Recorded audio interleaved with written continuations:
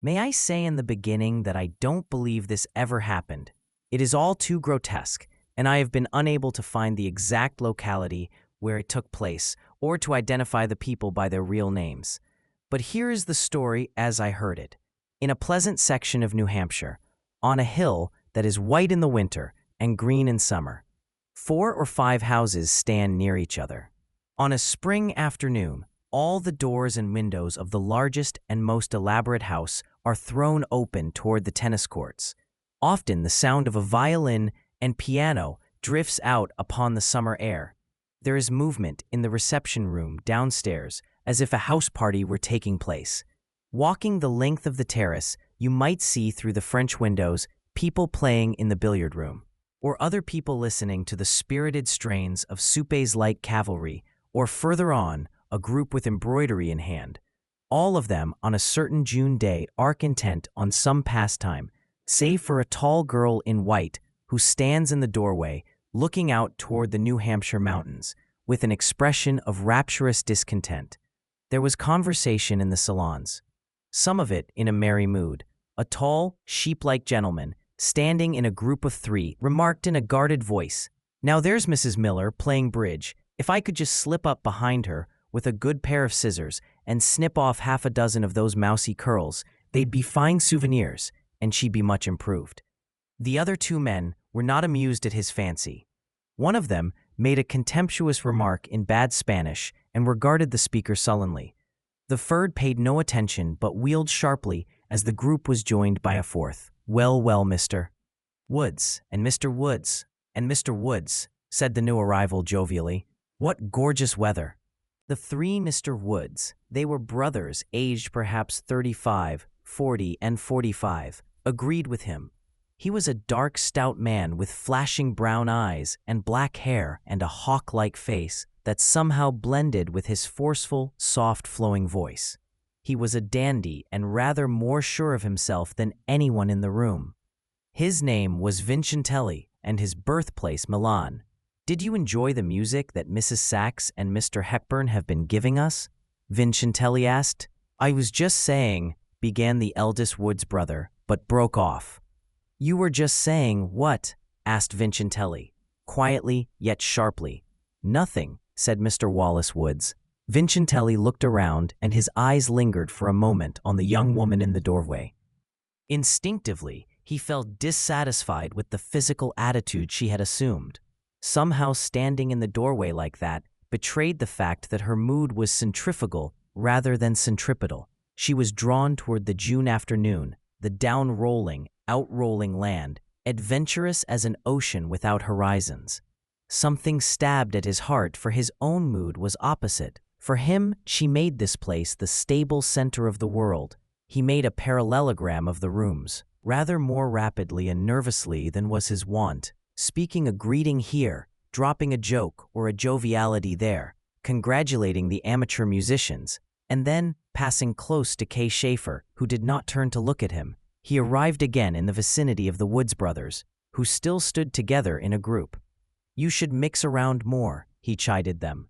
"You shouldn't be such an exclusive triumvirate." "Yo no quiero," said the second Woods brother, rapidly and contemptuously. "As you know, I do not speak Spanish well," said Vincentelli calmly. "We could communicate so much better in English." "Yo non hablo inglés," asserted Mr. Woods. "On the contrary, you speak excellent English, Mr. Woods. You're an American born and bred like your brothers. We know that, don't we?" He laughed, confidently, firmly, and took out his watch. "It's 2:30. We must all go to our schedules."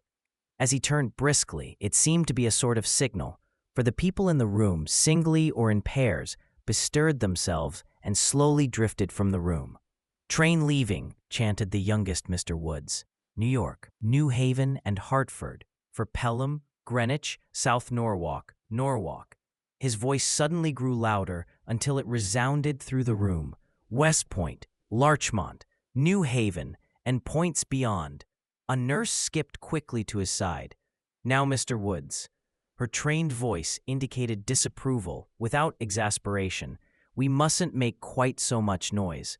We're going to the carpentry shop where, train leaving at gate 12. His voice had sunk to a plaintive but still sonorous cadence as he walked obediently with her to the door. The other brothers followed, each with a nurse. So also, with a sigh and a last glance outdoors, did Miss Schaefer. She stopped, however, as a small, short-legged man with a shield-shaped body and beaver whiskers hurried into the room. "Hello, Father," she said. "Hello, my dear." He turned to Vincentelli. "Come to my office immediately." "Yes, Professor Schaefer." "When are you leaving, Father?" asked Kay. "At 4. He hardly seemed to see her, and she made no effort to say goodbye. Only her young brow wrinkled a little as she glanced at her watch and went on out. Professor Schaefer and Dr. Vincentelli went to the professor's office in the same building. "I will be gone 3 or 4 days," said Professor Schaefer. "Here are some last points for you to note. Miss Katzenbaugh says she wants to leave, and since she's not committed, we can't stop her. Until her sister arrives from New York, detain her on one pretext or another. It is clear paranoid schizophrenia, but when they refuse to commit, what can we do?" He shrugged his shoulders and glanced at his paper. "The patient Ahrens is suicidal. Watch him closely and remove all small objects from his room. You cannot be too careful. Remember the golf balls we found in Mr. Cape's at the autopsy. Also, I think we can regard Mrs. O'Pion as well and discharge her. Talk to her and write to her family." "Very well, Professor," said Vincentelli, writing busily. "Move Carstairs to the Cedars. When there is a full moon, he meows at night and keeps people awake. Finally, here are some prescriptions and routine notes that will explain themselves. There," he sat back in his chair. "I think that is all. Is there anything you would like to ask me?" Vincentelli nodded thoughtfully. "About the Woods brothers," he said.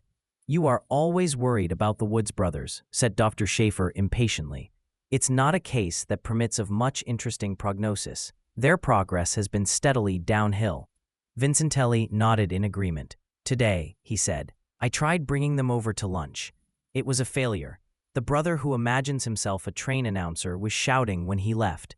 Professor Schaefer looked at his watch. "I must leave in 10 minutes, he said. "Let me recapitulate," said Vincentelli. "Their history. The Woods brothers are rich and prosperous stockbrokers. The eldest Wallace breaks down on the day after the market crash in 29 and is sent here with his pockets full of ticker tape. He develops a mania for cutting off people's hair, and we have trouble every time he gets hold of a pair of shears. There was the unfortunate incident of Mrs. Reynard's wig, not to mention the time he tried to get at your facial hair with a nail scissors." The professor passed his hand uncomfortably through his beard. "The second brother, Walter, was in charge of the foreign bond department. He broke down after the revolutions in South America and came here with the delusion that he could speak nothing but Spanish. The third brother, John, who specialized in railroad securities, was all right until the fall of 1931, when he fainted one day and woke up under the impression that he was the train announcer in the Grand Central Station. There is also a fourth brother, Peter, who is quite sane, carrying on the business." Professor Schaefer looked at his watch again. "That is all quite correct, Dr. Vincentelli. But really, I must leave you. If there is any special change of treatment you would recommend for them, we can take it up on my return." He began tucking papers into his briefcase, while Vincentelli regarded him rather glumly. "But Professor, it seems to me that we should conserve our interest for cases more promising than those of the Woods brothers." And with that, Professor Schaefer hurried out. While Vincentelli still sat there, a moody dissatisfaction in his eyes, a small red light glowed on his desk, and Miss Schaefer came into the room. The doctor stood up. "Is Father gone?" Kay asked. "You can still catch him, I think." "It doesn't matter. I just want to report that the press is broken in the bookbindery." He stared at her with open admiration. "To look at you," he said, "it is hard to believe that you are a full-fledged doctor." "Do you mean that to be a compliment?" she asked indifferently. "Yes, a compliment to your youth. To be a doctor, there could be no higher calling. But to be a psychiatrist?" A light of exultation came into his eyes. "That is to be among the peers, the samurai of the profession. And when someday you will see arise the splendid towers of our Institute for Psychiatric Research, which will parallel the Rockefeller Institute. I think, said Kay Schaefer slowly, and have thought for some time, that you yourself are in the early stages of manic depressive psychosis. As he stared at her, she continued, and I think that I will soon develop symptoms myself if I don't get out of here. I should think Father would see I haven't any gift for it. Kay was 23, with a tall, graceful form apparent even under her rather severe white dress. She had brown eyes with active light in them, and a serious face shot through with sudden moods of amusement. She was serious today, though, as she continued, what may be a fine place for a neurotic young doctor with exalted ambitions may not be a fine place for a girl with an interesting nose. A month ago, Vincentelli had asked her to marry him, and she had refused him with confirmatory laughter. Instinct warned him that it was not yet time to try again, but he kept anxiously remembering her pose of flight by the window. That's because you haven't yet been able to view your work professionally, he suggested in a don't worry little girl tone. If you see someone badly afflicted, it depresses you, a natural feeling in a layman, but not suitable to a nerve specialist. They are merely cases. Even their sufferings have a different quality than ours. They suffer perhaps more, but not as normal human beings suffer. It's like reading into a plodding horse the sensibilities of an educated person. It seems much the same to me, Kay admitted. I know that Father can't agonize over every case he treats, but it has made him hard.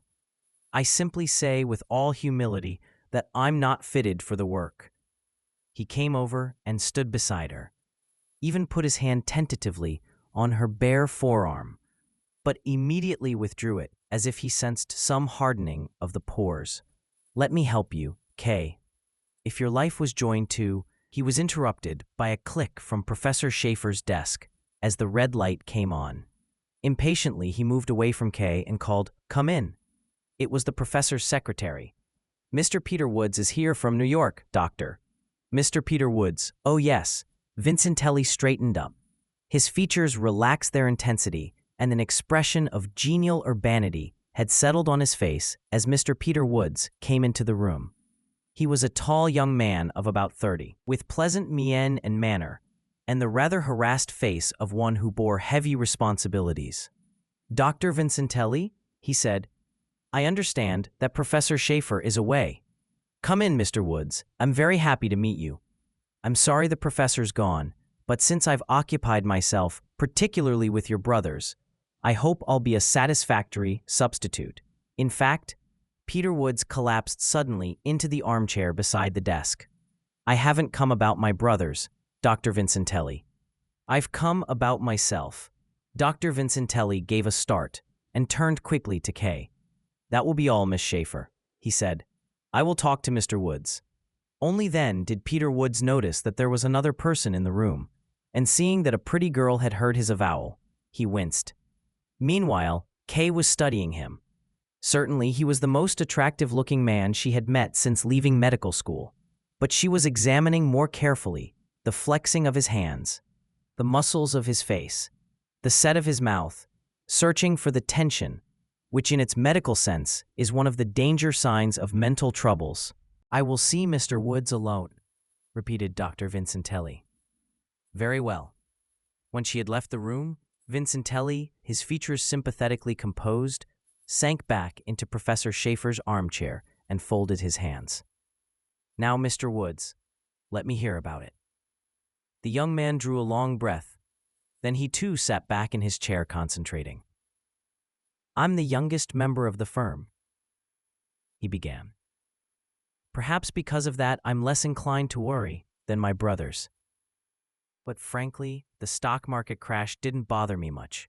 We were so rich in 1929, I didn't think anybody ought to be as rich as we were. As things got worse, I felt like hell about it, but still I didn't feel like my brothers did, and when they collapsed, one by one, I couldn't understand it. It didn't seem justified by the circumstances." Go on," said Dr. Vincentelli. "I understand. What bothered me personally was not the hard times, it was my brothers. Ever since Walter broke down a year ago, I've lived with the idea that there was hereditary mental trouble in the family, and it might hit me. That was all until last week. He drew a long breath. I came home from work last Friday, to the penthouse where I live alone at 85th Street. I had been working very hard. I'd been up all night the night before, smoking a lot. As I opened the door on all that big silence, I felt suddenly that the time had come. I was going insane. Tell me all about it. Dr. Vincentelli leaned forward in his chair. Tell me exactly what happened. Well, I saw. Yes, said Dr. Vincentelli eagerly. I saw rings and circles before my eyes, revolving and revolving, like suns and moons of all colors. Dr. Vincentelli sank back in his chair. Is that all? Isn't that enough? Asked Peter Woods. I'd never seen anything like that before. No voices? Demanded Dr. Vincentelli. No buzzing in your head? Well, yes, admitted Peter. Some buzzing, like a hangover. No headaches? No feeling that maybe you weren't who you thought you were? No feeling that you wanted to kill yourself? No terrible fears? Well, I can't say I had any of those, except the last. I had a terrible fear that I was going to go crazy. I see, said Dr. Vincentelli, pressing his fingers together. There was a moment's silence. Then he spoke up in a crisp, decided voice. Mr. Woods, the wisest thing you ever did in your life was to come voluntarily and put yourself under our care. You are a pretty sick man. My God, groaned Peter Woods. Do you mean I may be like my brothers? No, said Dr. Vincentelli emphatically, because in your case we're going to catch it in time.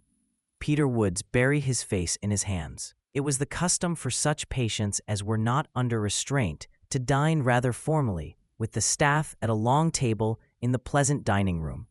When they sat down, Kay Schaefer found herself sitting opposite Mr. Peter Woods. Over the whole assemblage brooded a certain melancholy. The doctors kept up a sort of chatter, but most of the patients, as if exhausted by their day's endeavor or depressed by their surroundings, said little but concentrated on their food or stared down into their plates. It was the business of Kay, as of the other doctors, to dissipate as much of this atmosphere as possible. As she sat down, she smiled and spoke to Peter Woods, and he looked at her with a rather startled expression. After a minute, he addressed a casual remark about the weather to Mr. Hughes, the patient sitting on his left. But receiving no answer, he lowered his eyes and made no further attempt at conversation. After a minute, Mr. Hughes spoke up suddenly. The last one to finish his soup, he said, is a rotten egg. No one laughed or seemed to have heard. The cadaverous woman on Peter Wood's right addressed him. Did you just arrive? Yes. Do you play polo? She asked. Why, a little. We must play soon, perhaps tomorrow. Why, thank you very much, he said, looking surprised. The woman leaned toward him suddenly. My heavens, this fish. Peter Woods looked down at his plate. There seemed nothing the matter with the fish. Why, it seems very nice. Nice? She shook her gaunt head. Well, if you think it's nice, all I can say is, you must be crazy. Kay saw him wince, look again at the fish, poke it reticently with his fork, even inhale it unobtrusively, as if he thought his own judgment had become fallible. Mr. Hughes spoke up again, the last one who finishes. But Kay felt that this had gone far enough. She leaned forward and said to Peter Woods in a clear, crisp voice that cut across Mr. Hughes's remark. Do you know New Hampshire, Mr. Woods? I've never been here before, he answered. There are some fine walks and climbs around here, with beautiful views, Kay said. Dullest scenery in North America, muttered the horsewoman, sotto voce. Kay continued her conversation until Mr. Hughes interrupted. As a matter of fact, I am a doctor, he said irrelevantly, one of the best doctors in the country. He cast a look of jealousy at Dr. Vincentelli at the head of the table.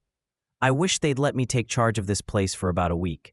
I had a clinic of my own that makes this one look like a poorhouse.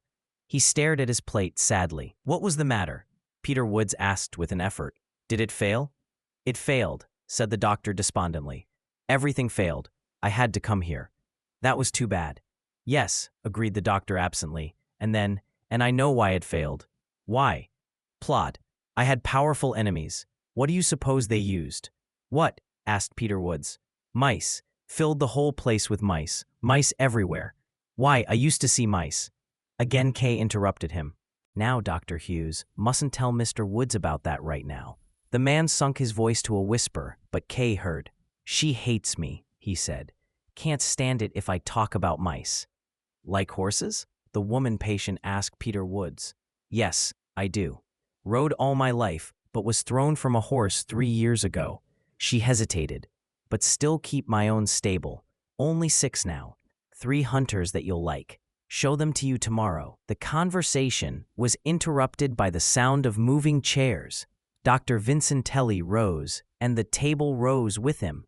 Kay drew a long breath of relief.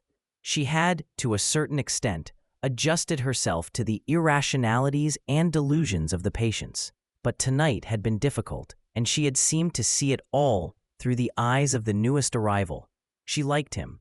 She hoped that his brother's fate was not going to overtake him. It was all very depressing, and it strengthened her desire to get away. About 9:30, when the patients had retired, and she was starting across the grounds to her home, Dr. Vincentelli called after her and caught up with her. What did you make of Woods? He asked. I purposely placed him opposite you. Kay considered. Why, I can't say I noticed anything. He seemed rather tired and rather embarrassed. Hughes and Miss Holliday were particularly annoying and absurd, and after dinner that alcoholic Chetwynd kept asking him how he'd like a highball. I suppose they were showing off for a newcomer. Well, it was a nuisance, Kay said. The doctor was silent for a minute. It's a much more serious case than it appears, he said suddenly. Do you think so? She asked, rather anxiously. I talked to him a long while this afternoon. Already, he has certain delusions. He will follow the same course toward paranoid dementia that his brothers followed. He's already receding from reality. His tone changed, became almost elated. But it's wasteful to talk shop on a night like this. She was so absorbed in the tragedy of Peter Woods that she hardly knew when he took her arm. Realized it only when he said her name in a tender voice. Then she broke sharply away from him. Kay, I want to tell. Be quiet, she cried. Even if I cared for you, which I don't, I'd scarcely be in a receptive humor just after hearing a thing like this. But can't you make your work and your personal life into 2 separate? I can't become a monster overnight. Excuse me, I want to be alone. She ran on suddenly and left him standing there. Her eyes were full of tears for the unpreventable sadness in the world. My schedule, thought Kay next morning, reads like a debutante's date list. See the dancing teacher, see the portrait painter, see the milliner. Except that the dancing teacher, the portrait painter, and the milliner are no longer practicing their professions. For a moment, standing by the summer window, she forgot them all, and the same vague nostalgia for something she had never known had rushed over her. She wanted to be in a boat, going to the South Seas, in a town car going to a ball, in an aeroplane going to the North Pole. She wanted to stand in a shop full of utterly useless and highly ornamental gimcracks, ivory elephants, Algerian bracelets, earrings, yes and nose rings, and say, I'll take this, I'll take this, I'll take this. She wanted to buy out the cosmetics department of a drugstore and talk about trivialities to men who would think of her as decorative rather than competent. Instead, she had to see Mr. Kirkjohn, the dancing teacher. Mr. Kirkjohn was a pleasant man in many respects. His only fault was his ambition. Mr. Kirkjohn wanted to go to Paris and walk down from the Arc de Triomphe to the Café de la Paix.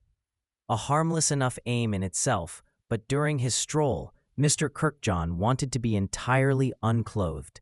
Failing Paris, Mr. Kirkjohn wanted to be entirely unclothed wherever he was, unless he was alone, when he did not care.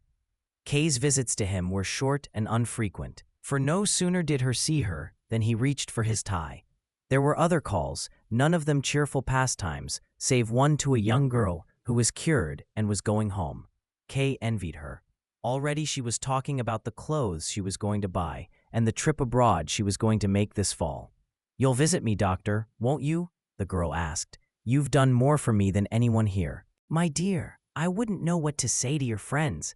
I've talked science to doctors and baby talk to patients for so long that I've forgotten how to chatter. Write me a letter with all the new slang in it. I don't know anything later than oh yeah. There were several other visits. Then she took out her roadster and started for the village 5 miles away. It was a gorgeous morning, and she sang as she drove. Leaves come tumbling down overhead. Some of them are brown. Some are red. Beautiful to see, but reminding me of a faded summer love. Suddenly, she stepped hard on the brakes. The well-set-up man walking down the road had looked up as she passed, and to her astonishment, she recognized Mr. Peter Woods. She stopped the car 20 feet beyond him, and in the minute during which he came toward her, she thought quickly. He had no suitcase, and it was obvious that he had simply walked out of the clinic. He must be taken back, and if he should prove obdurate, she could do nothing alone. The road was lonely, deserted. Should she drive on to the village and phone back to Dr. Vincentelli, or should she try persuasion? Her heart beat fast as he came alongside. "How do you do?" he said, lifting his hat. "Why, Mr. Woods, how do you happen to be here?" "I simply walked out," he admitted with a smile. "I couldn't stand it any longer." "Without seeing Dr. Vincentelli?" "Really, you should have talked over any such decision with him. It really isn't fair to the clinic, you know, Mr. Woods. Jump in and I'll turn around and we'll drive back and talk to him." He shook his head. "I have taken a dislike to Dr. Vincentelli, and, frankly, to the clinic. The atmosphere doesn't seem to me very restful. Nevertheless, Mr. Woods, it's not the thing to start off like this on the road." He gave her what she thought was an odd look. "But you're starting off like this on the road." "That's entirely different," said Kay, tartly. "I don't see why. Up to 4 o'clock yesterday, I was responsible for my actions. I came here voluntarily for treatment. But if I'd stayed a few more hours, I wouldn't have been responsible for anything." She looked at him closely. He seemed to be in a mild and pleasant mood. But remembering what Dr. Vincentelli had told her the night before, she kept the car in gear and her foot on the accelerator. "Besides," he said, smiling, "you haven't told me what you're doing here." There it was, the cloven hoof, the irrational remark. "Our cases are different, Mr. Woods," she said firmly. "I am not sick. Did anyone tell you I was?" "No one has mentioned you to me." He smiled. "I admit you don't look sick, but I believe it is characteristic of mental trouble to assert that one is perfectly well. Now I know I am as yet utterly sane, and yet—" "Mr. Woods," interrupted Kay, "you are doing something you will regret.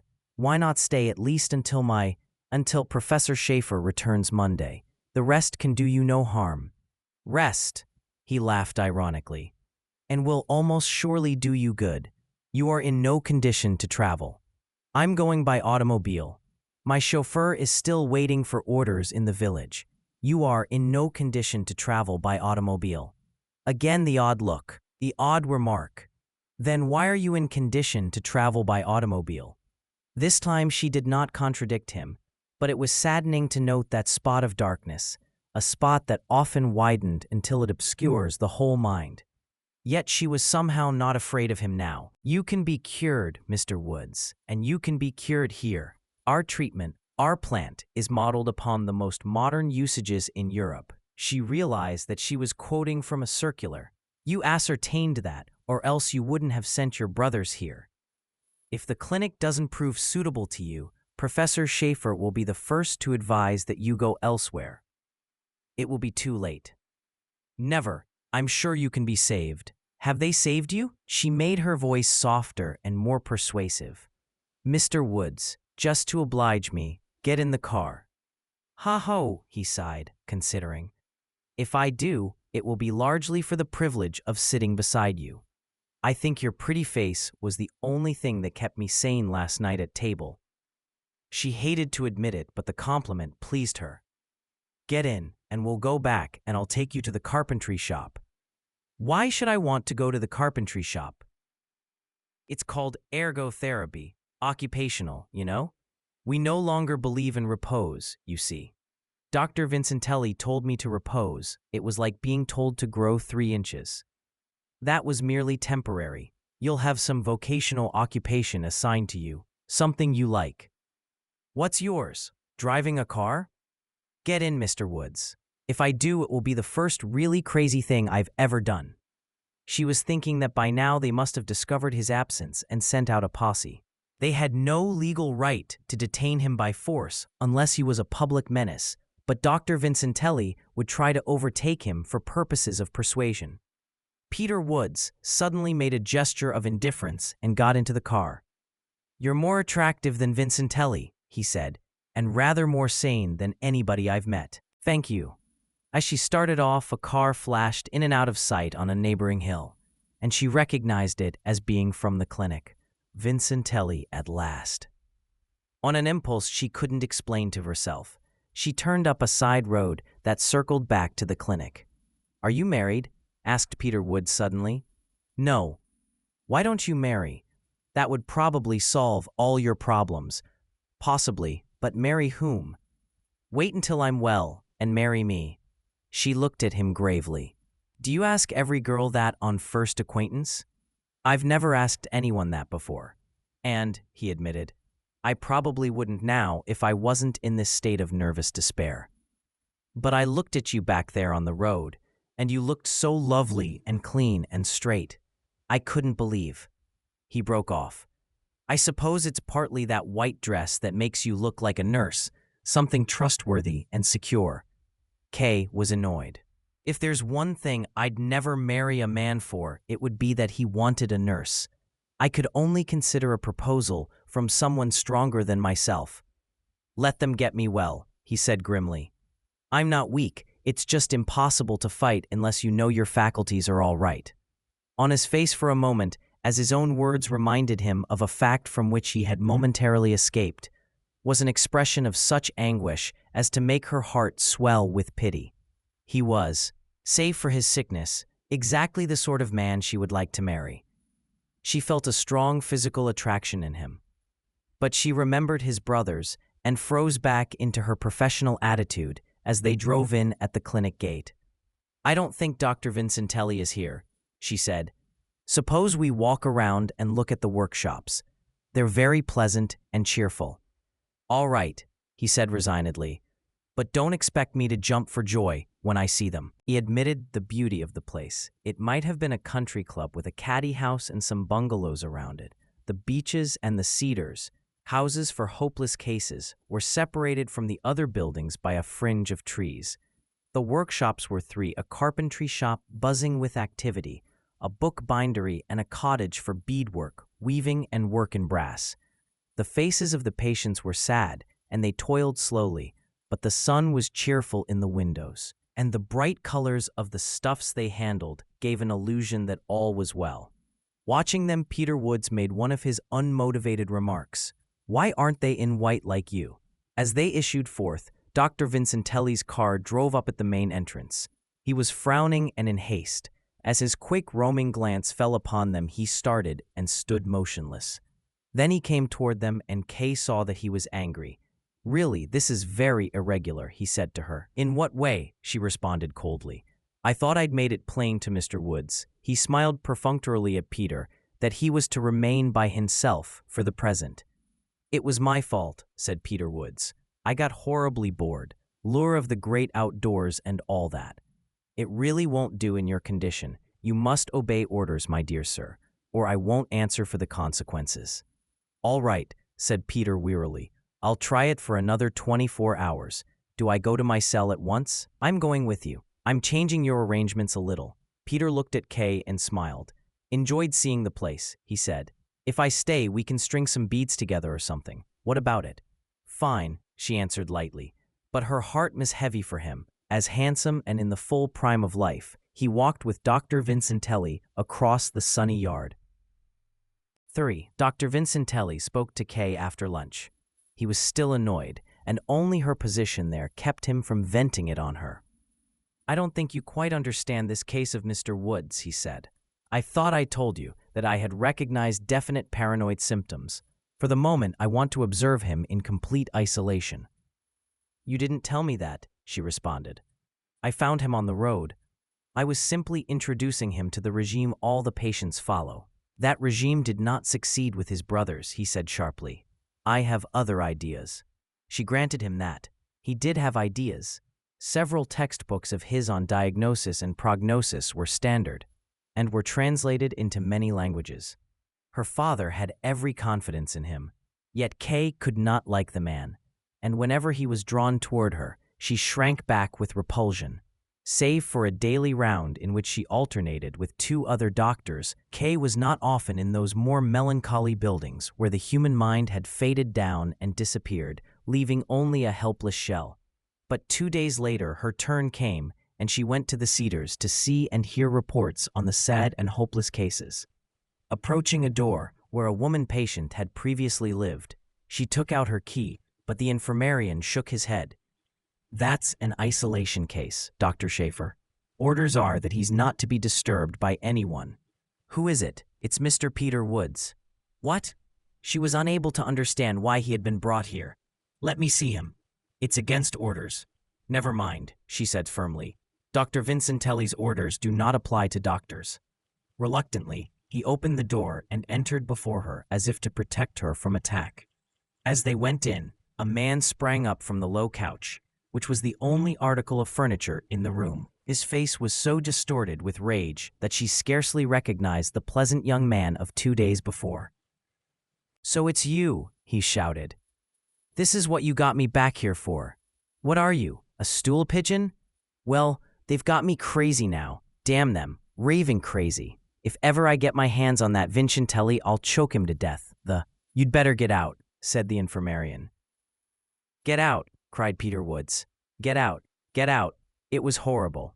In vain, Kay called on her professional training for support, but she could not divorce herself from the human element in this case. There was some sympathy between herself and this man that was not obliterated or impersonalized, even after seeing him as he had become.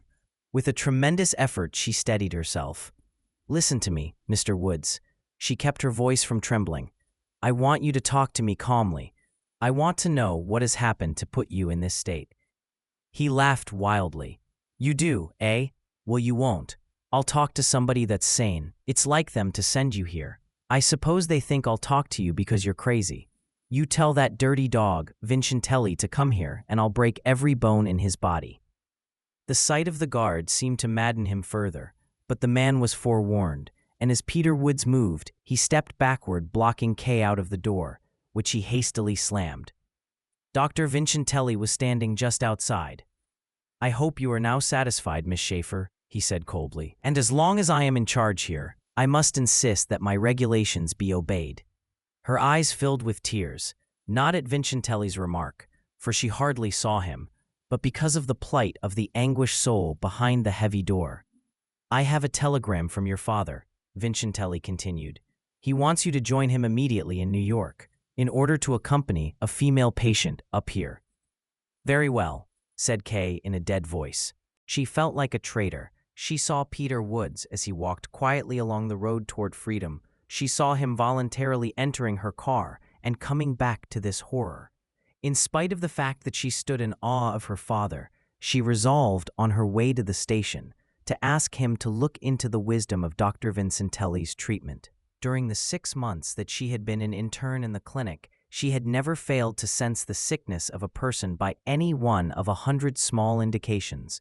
Perhaps in this case, she was drawing on her subconscious experience, for she had lived since childhood in this atmosphere. That was the trouble with this case. It didn't feel right. Until this afternoon, it had seemed to her something that would yield quickly to treatment.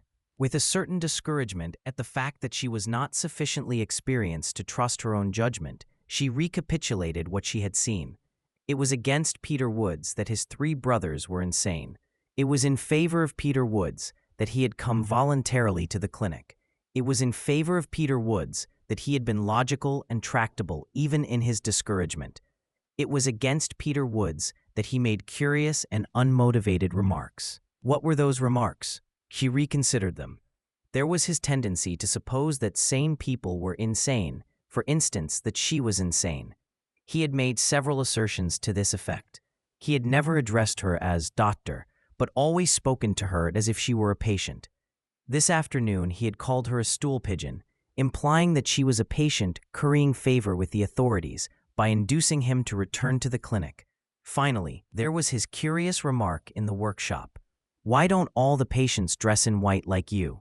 The car came to a stop in front of the station, and as if the action of the brakes jarred awake a stray elf of intuition in her mind, she sat suddenly upright.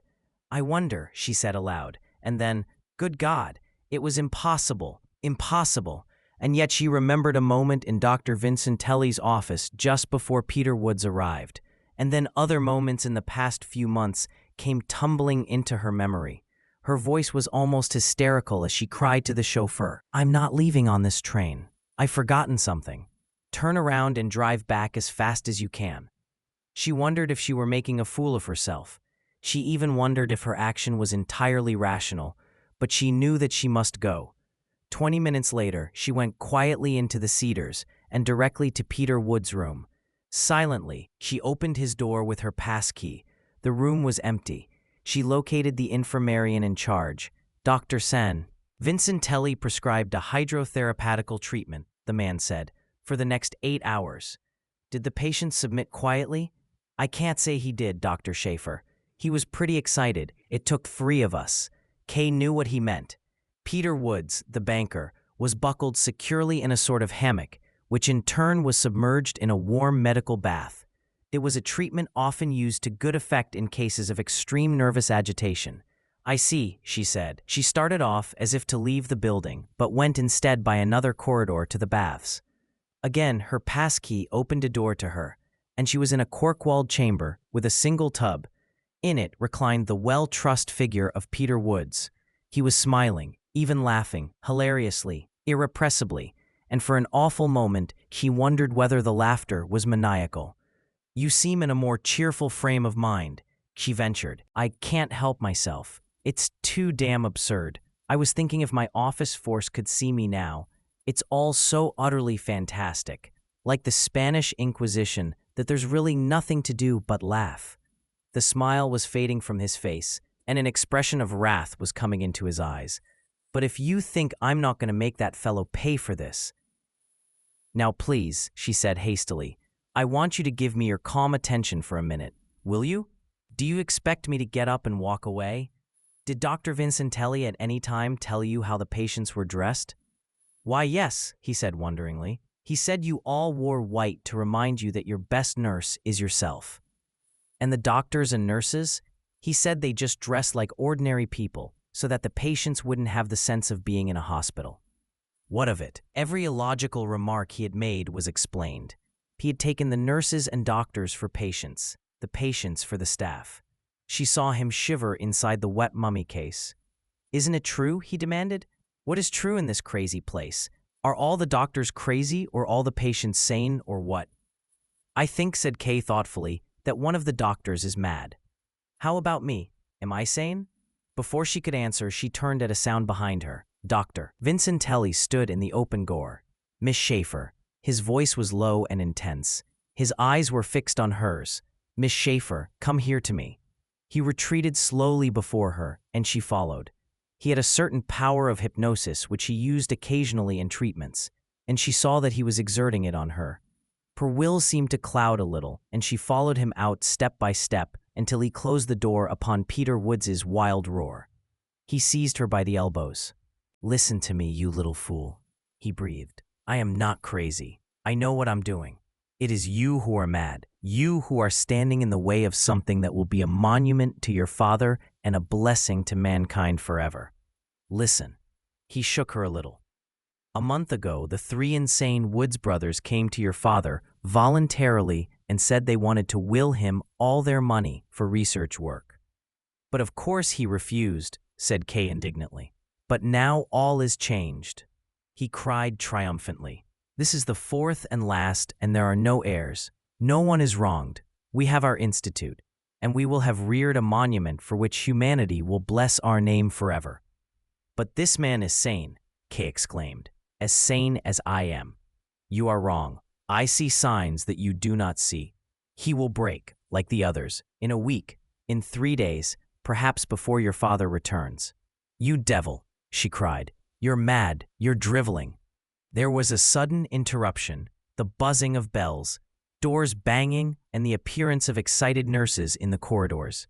"What is it?" "The three Woods brothers. They've disappeared." "Impossible," cried Vincentelli. "Their windows have been sawed with files from the carpentry shop." The veins grew large as worms on Vincentelli's forehead. "Get after them," he shouted furiously. "They must be on the Browns. Sound the alarm in the main building." He had forgotten Kay. Still crying orders, he rushed down the corridors and into the night. When the corridor was empty, Kay opened the door of the bathroom and quickly unbuckled the straps that held Peter Woods. "Get out and get dressed," she said. "We're leaving. I'll run you away in my car. But they've locked up all my clothes somewhere." "I'll get you a blanket," she said, and then hesitated. "That won't do. The police will be watching the roads tonight, and they'll take us both for lunatics." They waited helplessly. But outside there were voices calling here and there through the shrubbery. "I've got it," she cried. "Wait!" Straight to the room of Mr. Kirkjohn across the hall she fled and opened the door. Scented and immaculate, he stood before his mirror, brushing his hair.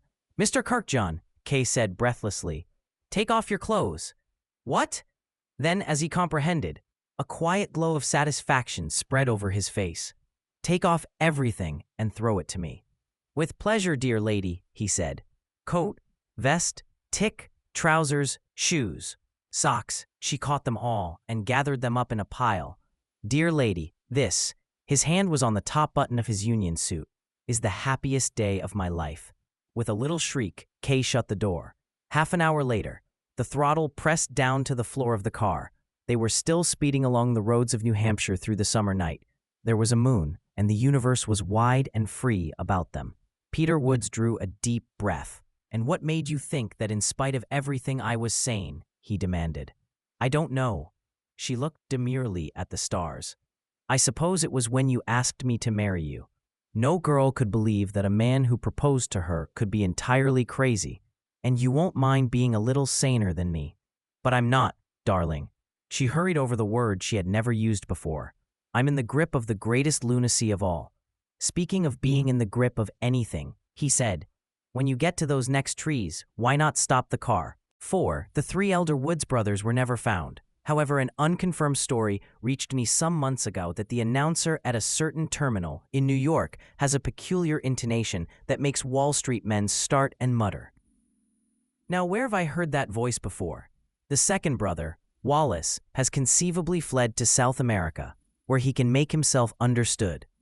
As for the tale itself, it was told me by the first barber in the elixir shop, Scranton, Pennsylvania. Check up on it if you like. The barber, I mean, is a tall, sheep-like man with an air of being somewhat above his station.